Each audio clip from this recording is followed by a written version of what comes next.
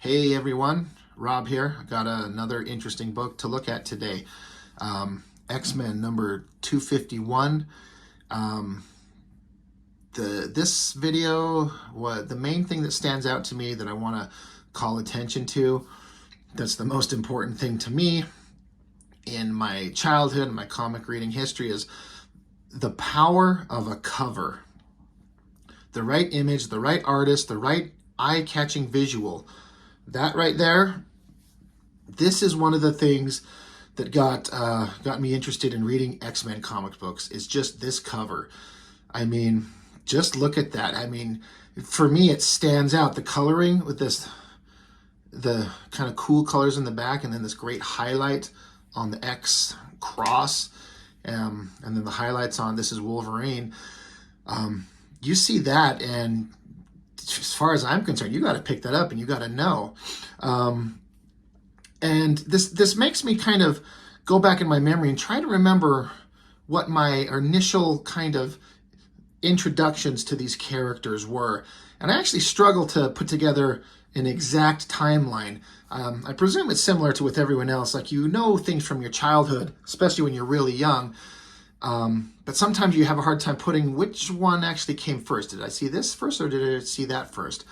My memory, as much as I can recall, is, I mean, kids grew up, we knew who Spider-Man was. It's just a character that's on shirts and mugs and toys, and there was a cartoon, Spider-Man and His Amazing Friends. And I think it was that show. I'd be interested if anyone knows more information specifically, but I believe it was in that show. There was a guest starring of the X-Men, I think. I seem to have a memory of a couple images of like a girl with white hair that could fly and a guy that shot red lasers from his eyes. And at some point there was this guy with knives that came out of his hands, which to a kid, that's the coolest thing you've ever heard of. I mean, Spider-Man is awesome, but tell me more about the guy with knives in his hands. And then as time went on, my comic book reading started. It was me and my older brother. He was like me. We just kind of got interested in them, and he kind of was the one who was picking up the books, but we both just kind of shared them and looked at them equally. And we just started picking up random books. And I wish I could remember exactly what my first exposure in comics to X-Men was. It might be this. It might be the X-Men Teen Titans crossover, which I want to look at. Because I had started seeing these characters around, but I knew nothing about them, but they were interesting. And another interesting thing about this series is that there was also another X-Men comic series being published called Classic X-Men, which, as weird as it sounds, in some ways, because comic publishing is such a difficult thing, Classic X-Men is just reprinting old issues of X-Men. Which is like, if they're selling, what a great idea. You've already got the material, just print it and sell it and like double dip, triple dip, whatever the case may be. And I remember us reading Classic X-Men at the same time as Uncanny X-Men. And some people might have found that confusing because you're reading the same characters but at two different time frames in their existence. It was actually incredibly interesting to me. I know that Classic X-Men was an older version, and we were reading the classic Chris Claremont and John Byrne and Paul Smith stories. Specifically, we started reading, there was a character called the Proteus, which was an interesting villain they had to fight, and then it was building up to the Dark Phoenix saga. So I got to read it in real time, but it felt like we were reading X-Men in their prime. The mature version of these characters, the best stories, the best art. They had a mansion that they all lived in. They had a jet that they flew. All this was great. And then we find this cover on Uncanny X-Men, and we're like, that's Wolverine. That's the cool guy with the knives in his hand. I've been reading him in Classic X-Men. He's crucified on an X. What the hell is going on? So we start reading this, and you find out that the X-Men have, like, their mansion had been blown up. The original 5 X-Men are off doing a different team called X Factor. There's several new characters I've never heard of, and as far as the world knows, they all died, and they're on the run, and they're all presumably dead, except for Wolverine, who's been left on his own, and he's been captured, he's being tortured. And to me, that was just so fascinating, the difference between what was going on in classic X-Men, them at their prime, And somehow they go from being in that situation to ending up here. I don't know exactly what happened in the middle, but it was sure fascinating reading. So you just jump into it like, let's see what's going on. Drawn by Mark Silvestri and Dan Green. If you've seen my other video on the Batman series that Mark Silvestri is doing now, you'll know that he's one of my favorite artists. This art's interesting because it looks great in its own way because it's on newsprint with these very flat colors that you get in these old books, but it gives a unique look that's just, it's good in a way that I can't even describe it. It's this old classical vibe. It's not great material. The paper's dull and newsprint, and the color's not vibrant like you could see in modern stuff, but it just had this look that just, nostalgia is, this is what comics were. But the story and the art, if it's great, you're on board. Basically, Wolverine's been captured by these characters called the Reavers, and they're in Australia. They've got him strung up on this thing, just like on the cover, in the burning sun. He's grabbing him and just torturing him, yelling at him, mocking him, demanding that he looks at him. Look at me or I'll cut your eyes out, and he gets him to do that. And if you know Wolverine, he's a bad mother effer. Like, how do you capture him? He can heal, he'll cut you up. He's the strongest, not the strongest, but the best fighter. For him to be in this position, that's rough. And you've got these other, you got the main villain, and then these are like his minions. They call them the Reavers. And they're soldiers that Wolverine had chopped to pieces before, but they didn't die. And he reassembled them as like cyborg warriors now. And this guy is literally half a little tank. So they all got together and captured Wolverine, and they're basically torturing him to death. And the interesting thing is, in the comic story here, Wolverine came extremely close to death. Like, he was on death's bed. He almost didn't survive. Now, obviously, they're not going to kill him. Major, most popular character of the X-Men franchise. But reading it at the time, you're like, how's he going to get out of this? But they just keep him, torture him, mocking him, and he's just being defiant. The one thing, you might defeat Wolverine physically, you'll never defeat him mentally or spiritually. He'll like, you can kill him, but you'll never beat him.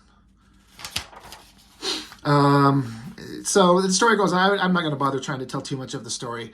But he's still strapped up. You got the soldiers running around doing various things. The important part, the focus of the story is Wolverine. He's remembering through his mind while also kind of hallucinating. I mean, he's beaten, he's dehydrated, the sun is cooking him. So he's just having all these crazy, wild hallucinations of the X-Men history. And if you're reading this as like your first X-Men book, you would think that that would be a really confusing read. And it was, but it was still so interesting. I'm like, there's this rich history to these characters. I want to know more. I didn't know who this was for a long time. That's Psylocke before she got turned into kind of her current ninja version. They're just kind of going over a few things that have happened in the books, shown in a more simplistic way. Havoc ended up shooting Storm and killing her, and he's just having weird hallucinations thinking about it. Just part of his delusions is this girl chopping at this guy and cutting herself up. Wild stuff. And then he's imagining this person turns into Sabretooth, who's standing in his front of him and mocking him. I always thought this has stuck with me forever. Doing that little hand with his little claw, cutting across him and blood running down him and tasting his blood. Just a little way of just lightly torturing him, and he can't do anything about it. Just that whole panel, the gesture, it's great. I think this is kind of telling the basic story of how Wolverine, he was in Australia, he got the Reavers caught up with them, and they kind of learned from their past mistakes, and were found a way to incapacitate him and beat him so they could take him and strap him up and torture him at their leisure. And like I said, he's just hallucinating, going crazy. He imagines that somebody's breaking him free. He sees his friends, Kitty Pryde, just going on. It's hard to explain what's going on in the story without reading it. But it's just kind of a breakdown of Wolverine and his thoughts and the history of the X-Men, how they went through this thing called the Siege Perilous. They were trapped, cornered, had nowhere else to go, and they go through this dimensional portal thing, I guess, that basically rebirths you into the planet, changed in body and mind, no memory of who you were, and that's where the X-Men disappeared to, which is why I think the world and the Marvel universe thought the X-Men were dead. Wolverine imagines that this character he's talking to suddenly turns into this alien creature to bite his head off. This was an interesting part. It's nighttime. They come to torture him. They're like, it's a lovely night, isn't it? We're going to help you enjoy it more. And they get out these big wooden stakes. And are going to, because he's being held up by chains right now, to taking these wooden stakes. And this is Jubilee. This is the first time I ever saw the character, but she's watching them do this to him, and she's just freaking out at the horror that she's watching. But they got him strung up, because their whole point is just to torture him as long as they can, keep him alive and torture him. As time passes, Wolverine's thinking of all the women in his life. Storm, Jean Grey, Mariko, Carol Danvers, I believe. He's actually kind of telling to himself, he's getting sick of these hallucinations. This is dumb. He wants them to leave him alone. I thought this was neat because lightning bolt, rain, I don't know that the rain has anything to do with it, but it kind of reinvigorates him. It wakes him up. Maybe he's going to get out. He's pissed. He's had enough.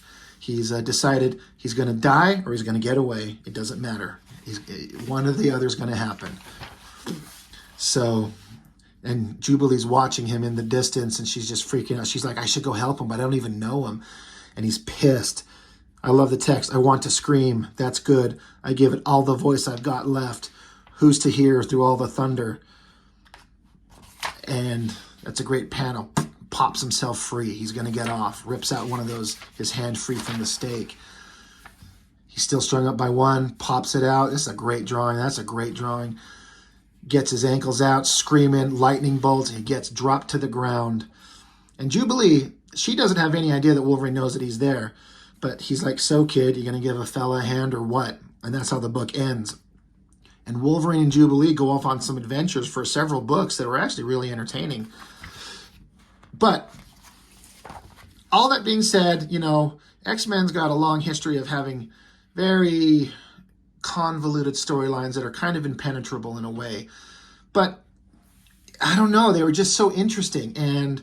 But the ultimate thing that comes down to is the cover to a comic is so important. What makes it stand out? And Mark Silvestri nailed it perfectly here. This is one of the most memorable covers I've ever seen in any comic. And a lot of that's tied to childhood nostalgia, because this is part of my childhood, and it's one of those first memories of started an adventure in reading comics and reading X-Men, which had some great stories for a long time. I don't read modern X-Men comics. I haven't for 15 years, maybe, at least. They're just not interesting to me anymore. They're changed. They're not the same. These things kind of have a finite life. I don't know you can read them for life. They're just so many changes, and they repeat themselves. But I had a great time with the book, and I just wanted to show it. So, interesting book, great cover, and I guess that's all I got for now. I'd be interested if you've read this, if you've seen this, if you had any thoughts on it. Drop a comment and let's see what you've got to say about it. And that's everything for now. So thank you. Bye.